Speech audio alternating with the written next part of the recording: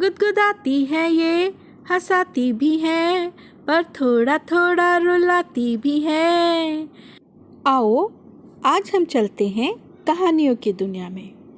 कहानियों की दुनिया, रंग बिरंगी दुनिया। आज मैं आपको शेख चिल्ली का एक मज़ेदार किस्सा सुनाती हूँ। किस्सा है सराय के सफ़र का।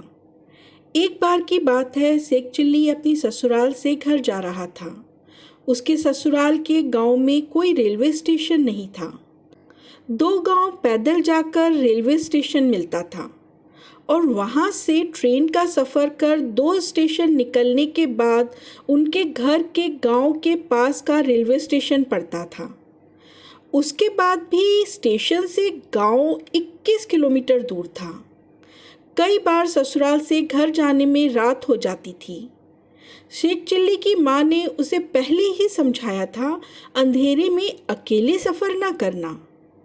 उस दिन तो रास्ते में बिजली भी चली गई थी, कहीं कुछ दिखाई नहीं दे रहा था। तभी अच्छे खाने की खुशबू आई। ये एक सराय से आ रही थी, जहाँ एक छोटा सा ढाबा था। शेख चिल्ली को भूख लग रही थी। ससुराल से सासू माँ ने जो खाना बांधा था वह गर्मी के कारण खाने लायक नहीं बचा था, और इतनी अच्छी खुशबू शेख चिल्ली से न रहा गया। ये ससुराल के विदाई में मिले पैसे की खनक का भी असर था। ढाबे के चहुओं ओर गर्मा गर्म बिरयानी, कबाब, तंदूरी रोटी और गाढ़ी दाल की खुशबू पसरी पड़ी थी। शेख चिल्ली ने सभी कुछ मंगा लिया। उस दिन उसने ठूस ठूस कर खाया।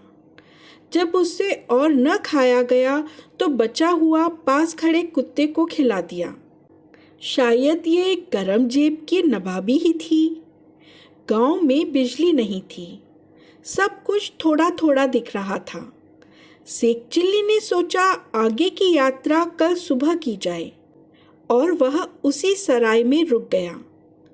कमरे में वैसे तो अंधेरा था, मगर सराय का मालिक एक लालटेन और एक जग पानी रख गया था। वैसे भी गांव के ढाबे और सराय पर ग्राहकी कम ही मिलती है। आज तो जैसे किस्मत ही चमक गई थी। शेख चिल्ली ने खाने के बाद रुकने के पैसे पहले ही चुका दिए। ऐसा ग्राहक तो नसीब से ही मिलता है। शेख चिल्ली भी अपने रोब में था, खटिया पर लेटा। वैसे ही थोड़ी देर में खाना ज़्यादा खा लेने के कारण उसे दीर्घ शंका का तीव्र एहसास हो आया। कुछ देर तो उसने रोकने की कोशिश की, मगर जब नहीं रहा गया तो शौचालय की तलाश में सराय के मालिक के पास गया। मालिक सो रहा था। वह गहरी नींद में था, उठने का नाम ही नहीं ले रहा था। शेख चिल्ली को कहीं कुछ नहीं दिख रहा था। बहुत देर प्रयास के बाद जब कुछ समझ नहीं आया तो उसने अपने कमरे में जाकर मोजा निकाला और उसमें अपनी दीर्घशंका का निवारण कर लिया। जग का पानी बहुत काम आया। अब जाकर शेख चिल्ली को कुछ राहत मिली और वह सोने के लिए खटिया पर लेट गया, मगर बदबू के कारण बुरा हाल था।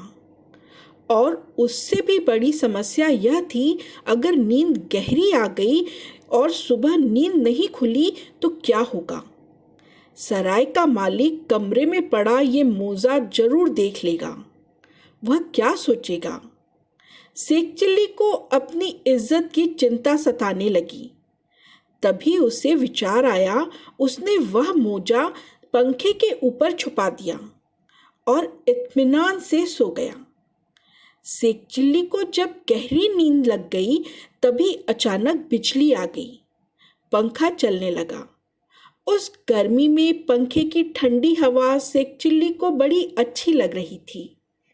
सुबह सच में शेख चिल्ली की नींद नहीं खुली, और जब खुली तो शेख चिल्ली छत का हाल देख हैरान रह गया। चौतरफा छत से दीवार तक सब कुछ उसके रात के कारनामे का बखान कर रहा था। शेख चिल्ली ने अपनी पोटली में से कपड़ा फाड़ा और दीवार और छत साफ करने में जुट गया। उसका हाल बेहाल था। सराय का मालिक थोड़ी देर तो इंतजार करता रहा। जब उससे न रहा गया तो वह शेख चिल्ली को उठाने उसके कमरे में गया। शेख चिल्ली को देख वह आश्चर्य में पड़ गया। शेख चिल्ली उसे समझाता रहा, मैं सब ठीक कर दूंगा। मगर सराय का मालिक ये समझ नहीं पा रहा था शेख चिल्ली ने ये कमाल किया कैसे। शेख चिल्ली तो काम पूरा होने पर शर्मसार हो धीरे से अपने गांव के लिए निकल गया। मगर मालिक अभी भी उसी उलझन में था, शेख चिल्ली ने ये किया कैसे। ये थी बच्चों के प्यारे शेख चिल्ली की एक कहानी। कहानी आपको कैसी लगी? यदि अच्छी लगी तो हम फिर मिलेंगे। तब तक के लिए इतना ही। कहानियों की दुनिया में कहानियों और ऑडियो बुक का यह सिलसिला यूं ही बरकरार रहे, इसके लिए आपसे प्रोत्साहन की दरकार है। यदि आपको कहानियाँ सुनना पसंद है तो एक लाइक तो बनता है। आप यदि पहली बार इस चैनल पर आए हैं तो सब्सक्राइब करना मत भूलिएगा।